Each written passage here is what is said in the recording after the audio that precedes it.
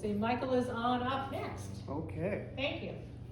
Well, it's interesting you talk about the roadway and the Rotary and all of the hoopla that goes on there and that reminded me of this artifact that we have in the archives. And when we were back cleaning, I think when Webb was president, we were going through the archives, kind of trying to figure out what's an archive or what's an archival object, an artifact, and what's junk.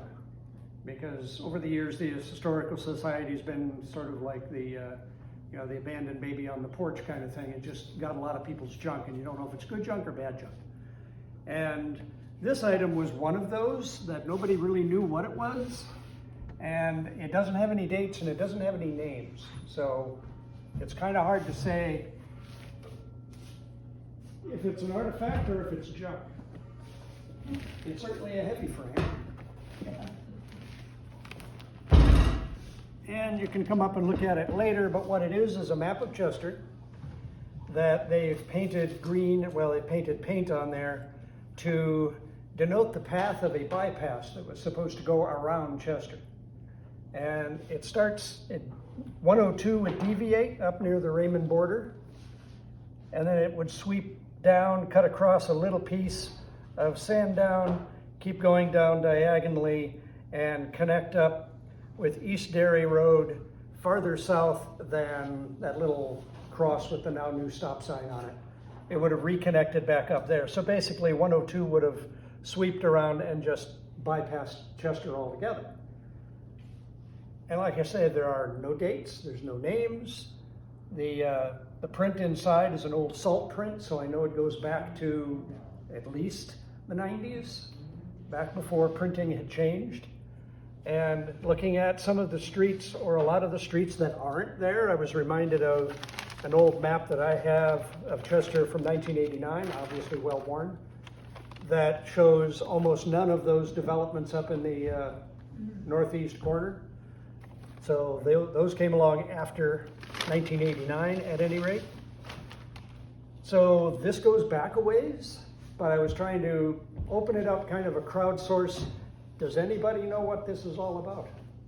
Was this a significant proposal, kind of like the DOT wanting to put a rotary in? Or was this just somebody's fanciful dream and it was a one-man thing? I mean, somebody went to a lot of trouble to frame it.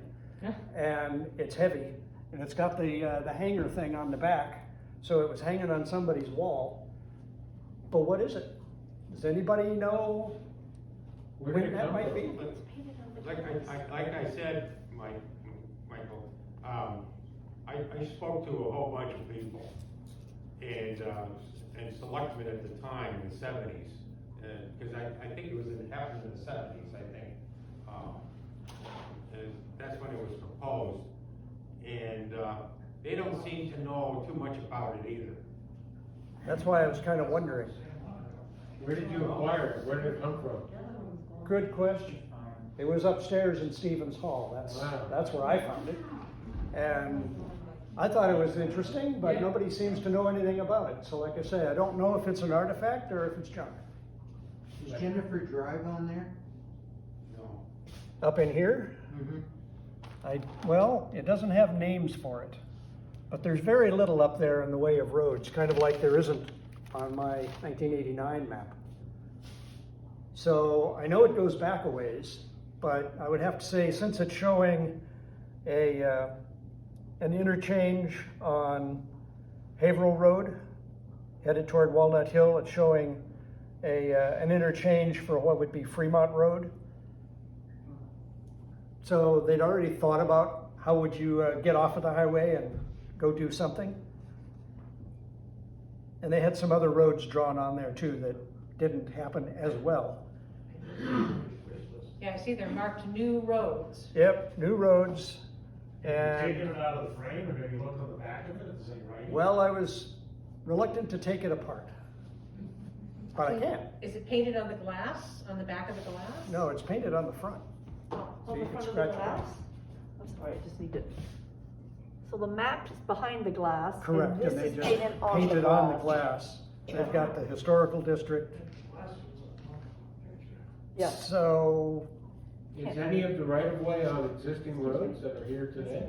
Not so much, Wow. because it kind of cuts across what's now a lot of suburban development. Like you say, it connects across Fremont Road, takes a little bite out of Piece of Sandown. There's a lot of stuff there now, but it doesn't follow any particular road going down. It crosses 121A, but there's no interchange to it. And in fact, it crosses not too far from my house. But it keeps going on down, and I don't think, it uses a little piece of, is that Webster? I think so. Or Hall's Village, a little piece of that, but basically it's going across where there aren't any roads. So I don't know if this was just somebody's personal grand vision of the way things ought to be, or if it was a serious anything. I mean, it's a big hunk of something if we really don't need it. But it could have a story to it. That's why I'm opening it up to anybody that might know. Is Jack Road on there? Well, like I say, the roads aren't labeled. Oh, they're not, no labels. Well, very little anyway. 'Cause I know Jack Road is a very old road. Well, it That was does, the first road in Chester. Jack Road was? Yes. Oh, wow. it does show Donna and Karkin that I know were post-World War II. That's why we have block roads. So we got that much. And I would guess because of the interchange idea, it's probably not early 50s. But What's the road coming down just before it crosses Fremont Road? here, No, next to it. that Yes. road, I think that's Toll Road. Oh, it actually says that, Toll Road. Okay, so then when it comes across Fremont Road, it goes into Stowe Road. Yes. Stowe Road comes across and goes down to 121. You mean Stowe Road, the fire trail type Stowe Road? Fire Trail, Stowe. No, that's over here. Ah, okay. And so it cuts across a little piece of Sandown and then comes back in, crosses over 121A, not too far from where the border is. And then keeps going down across country, basically. Because here it's coming down across what was Town Farm Road and down that way. But it's not following any of them, it's just kind of going diagonal. A lot like big highway projects do, they just kind of go where they want to go. And it connects back up. at the But it bottom connects to back up 102. with 102, very near the dairy line, really.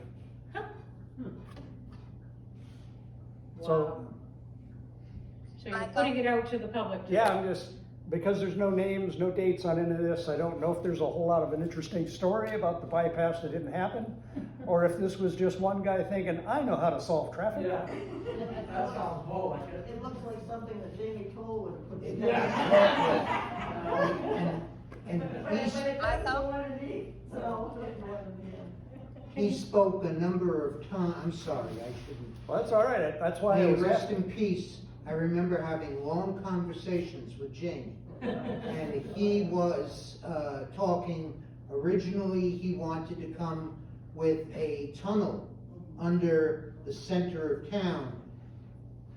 For some reason, and I would go ahead and take a look at the handwriting, I'm wondering if this is something that Jamie put together, because he was a selectman at the time, and he had a number of different ideas as to how to avoid damaging the center of So town. is this Jamie idea number 5?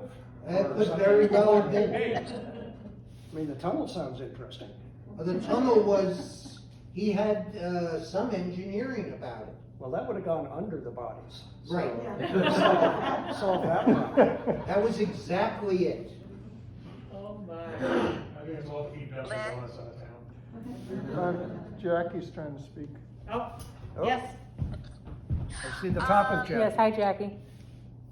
There was a time when we had an extremely active historical society, when it was the years that the Chester Revisited book was written, and before that.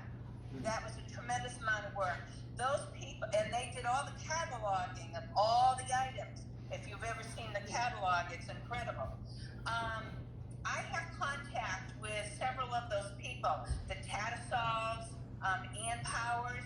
If somebody takes a picture of this map, I'll send it to them and see if they know anything about it. Okay, I was in I'm the doing it historic now. society then, and I don't remember ever seeing the map.